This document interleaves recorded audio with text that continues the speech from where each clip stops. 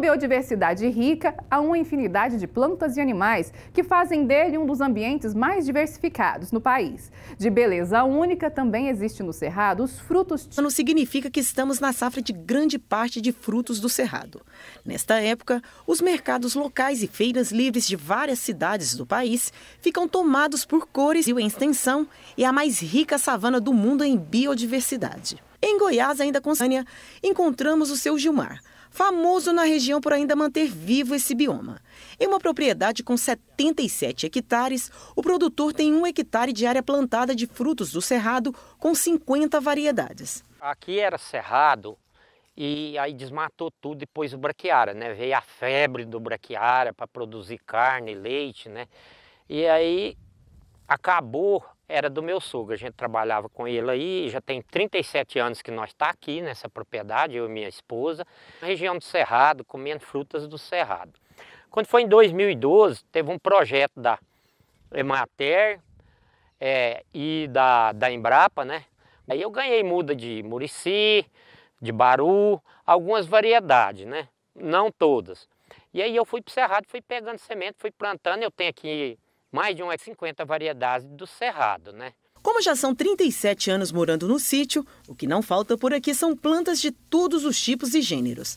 Variedade tem de sobra, afinal são mais de 250 espécies. E para conhecer um pouco desse lugar, temos que fazer uma boa caminhada com seu Gilmar.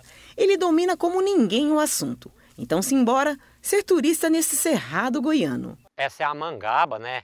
É uma fruta do cerrado. Então, tá muita por pé. Eu sempre olhei no cerrado, os pés que eu já vi, assim, nativo, natural no cerrado, dá menos que essas aqui. Essas aqui tá dando muita fruta por pé. Não sei se é porque ainda tá nova ainda, ou se é porque é zelado, ou a causa.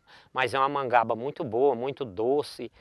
E ela já conseguiu voando, né? Tem 3 anos que ela produziu e não caiu a produção. Cada ano está aumentando a produção, né? Além de saber tudo sobre o fruto, o Gilmar ainda explica para que serve. Essa aqui faz muito madurinha, porque se ela não estiver bem madurinha, às vezes ela dá um leite, ela dá um pouquinho de amargo. Mas é boa demais para fazer doce e você comer a fruta, né? O Cerrado brasileiro possui muitas frutas riquíssimas em o famoso pequi do Goiás, mamacadela e a cagaita, entre tantas outras espalhadas. O nome popular, né, chamado cagaita, né, que é uma fruta nativa do Cerrado.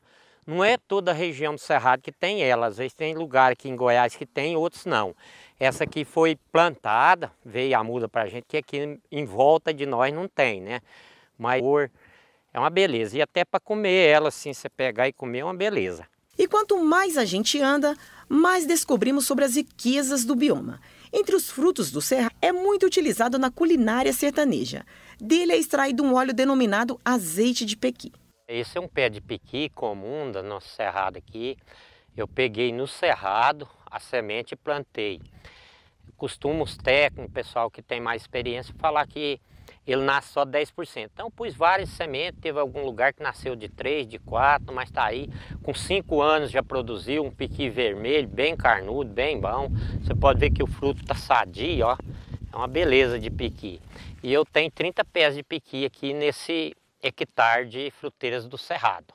O Cerrado é um dos principais biomas do país. Ocupa cerca de 22% de todo o território proveniente do atual quadro ambiental em que se encontra o Cerrado, no qual aproximadamente, em Goiás, a situação é mais agravante, pois estimativas revelam que cerca de 90% de todo esse bioma já se encontra alterado. Para ajudar a manter vivo todo esse cerrado, o seu Gilmar conta com uma ajudinha especial, ou melhor, uma mão amiga que o auxilia por aqui. O início do projeto ali, eles foram com o objetivo de mostrar uma possibilidade de, através do que a gente tem, o material genético de frutos do cerrado, a gente implantar isso em um sistema. Dentro das possibilidades dos frutos cerrados, a gente trabalhar com isso, né? Desenvolver essa parte econômica junto com conservação, né?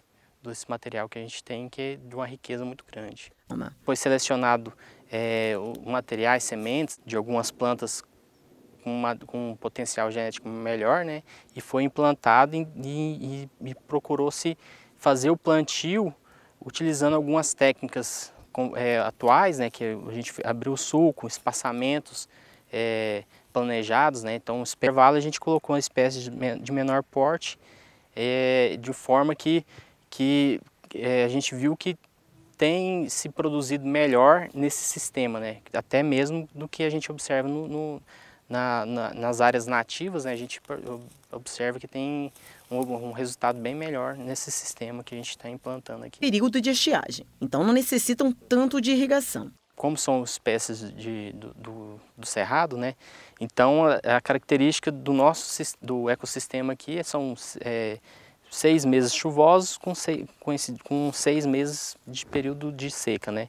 Então a própria espécie já desenvolveu nesse ambiente, né, que passar sem necessidade de irrigação. Apesar de ser plantas do cerrado e não necessitar dos mesmos cuidados que das outras espécies, elas precisam de nutrientes para se sustentar. Aqui o único manejo que a gente faz, assim, intervir é a questão da roçagem, justamente para ter esse incremento de matéria orgânica no solo, né?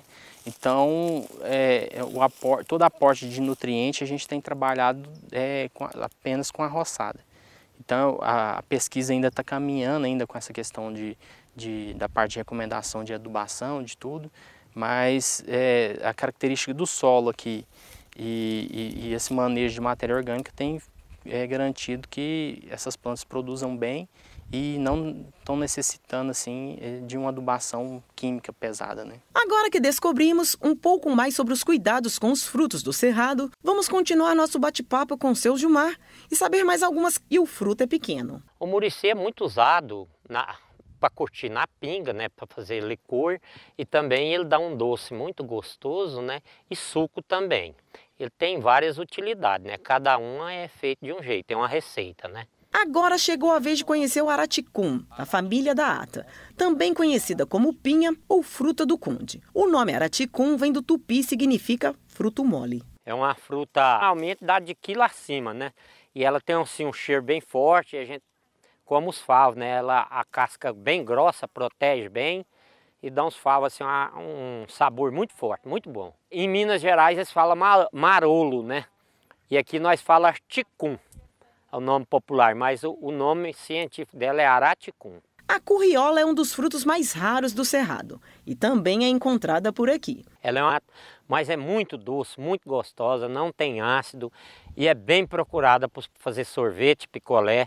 Ela é uma árvore de porte grande, ela fica bem grossona, bem frondosa mesmo. Seu Gilmar e a propriedade dele ficaram tão conhecidos que hoje giram no centro-oeste do país. Recebo gente aqui de Brasília, de Minas, do Mato Grosso, eu já recebi, da cidade vizinha, a escola, né?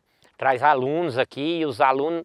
É a coisa mais impressionante, o tanto que os alunos gostam e faz pergunta, questiona, né? O seu Gilmar resolveu investir na cultura do limão Tahiti. Esse pé tem 1 ano de plantado. Daqui 2 anos, ele já vai estar produzindo o fruto em quantidade comercial. E ele já namora os pés pensando nos frutos, ou melhor, nos lucros que vão dar para ele daqui a alguns anos. A expectativa é que vai trazer dias melhores, né? Mais lucro, né? Eu tenho 5 netos que... É uma coisa que eu gosto muito, eu quero que eles dêem continuidade, os filhos e os netos dêem continuidade na propriedade, né? Porque hoje é muito difícil você ter pessoas que dão continuidade na propriedade, mas eu quero trabalhar nesse sentido para não acabar, né?